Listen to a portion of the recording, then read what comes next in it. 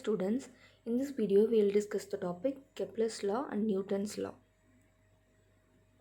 Kepler's law can be applied to any two celestial bodies which interact through gravitation. The heavier one of the two bodies is known as the primary and the another one is called the secondary or satellite. Kepler had derived three laws. Let's see one by one. Kepler's first law. See the definition. The path followed by a satellite around the primary will be an eclipse. Here, primary refers to the one which is heavier than the another celestial body. See, as we know, an eclipse has two focal points, F1 and F2. The center of mass of the two body system is known as the barycenter. The eccentricity of the eclipse is given by this formula, where A is the semi-major axis of the eclipse and B is the semi-minor axis of the eclipse. See, this is what we have already discussed in the orbital parameters. Okay, hope you guys remember. So conditions, when the value, that means the eccentricity value, is in between 0 to 1, the orbit is said to be elliptical shape.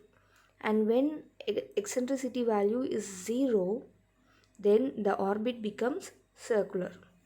So the Kepler's first law gives the relationship between semi-major axis, semi-minor axis and to the eccentricity. Kepler's second law, for equal time intervals, a satellite will move on to the equal areas in its orbital plane which is focused at the barycenter. See, let's see this diagram. Assume that the satellite travels the distances s1 and s2 meters in 1 second. See these s1 and s2 are the distances traveled by the satellite at time t1. Here t1 refers to 1 second. And now the two areas a1 and a2 will be equal. Okay, so the average velocity in each case is equal to s1 and s2 meter per second. So according to equal area law, velocity s2 is less than velocity s1.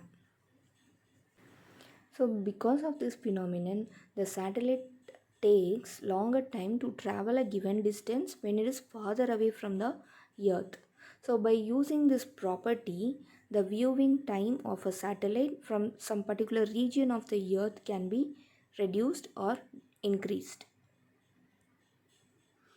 Then Kepler's third law. The square of the periodic time of orbit is proportional to the cube of the mean distance between the two bodies. This can be expressed as below.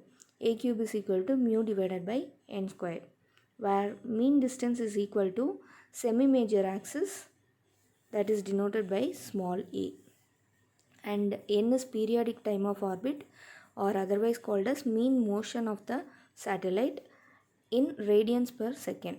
Remember the units carefully. And mu is Earth's geocentric gravitational constant, and its value is given like this: 3.986005 into 1014 meter cube per second square. So the orbital period is given by p is equal to 2 pi by n.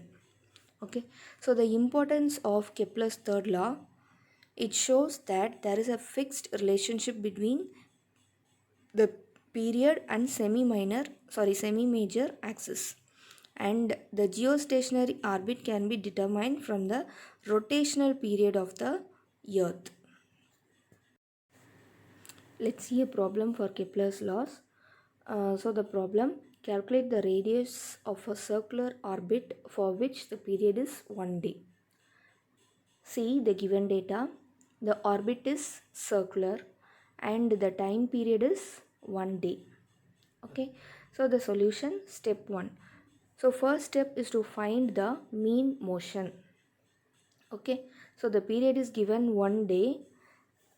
So for 1 hour we have 60 minutes into 60 seconds. Okay, so totally 3600 seconds for 1 hour.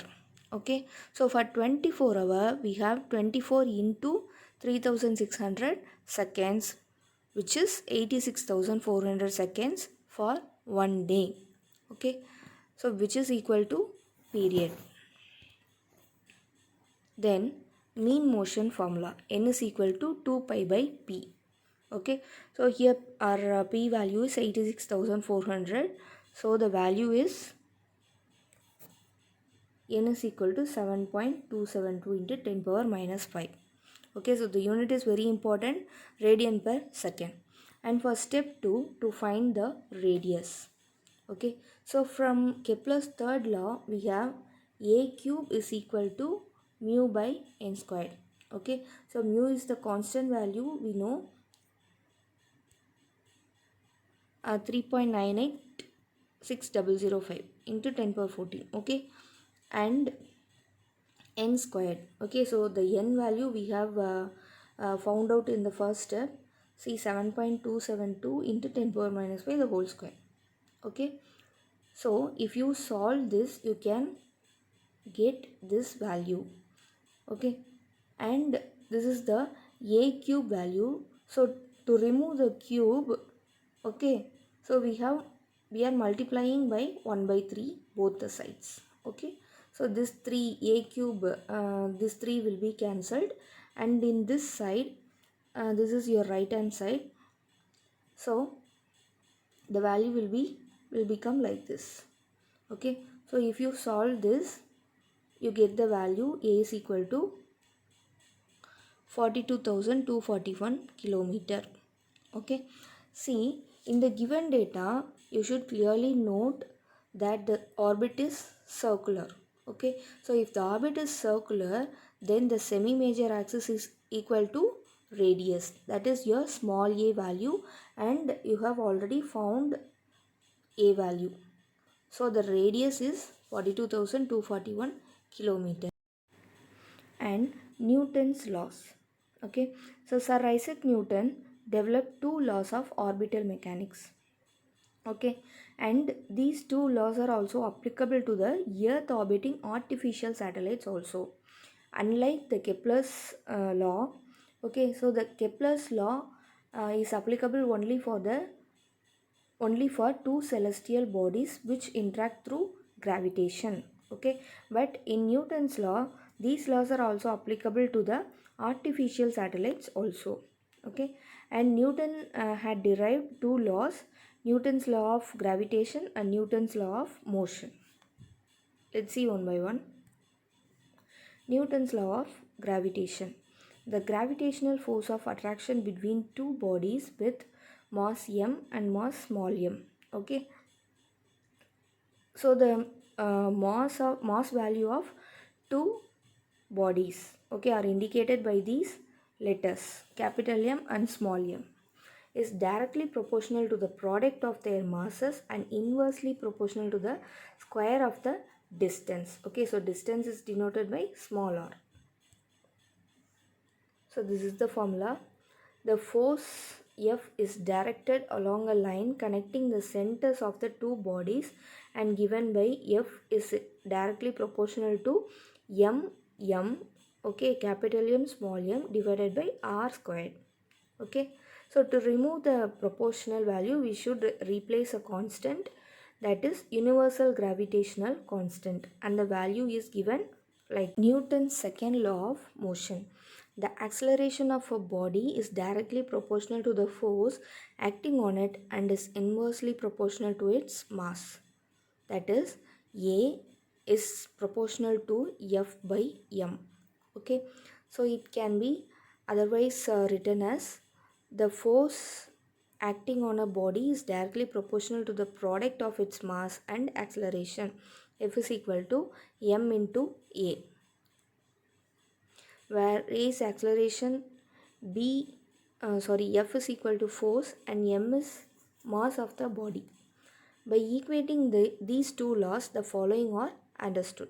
Okay, see, the first thing, if the mass of a satellite is higher, okay, then the gravitational force on it will also be greater.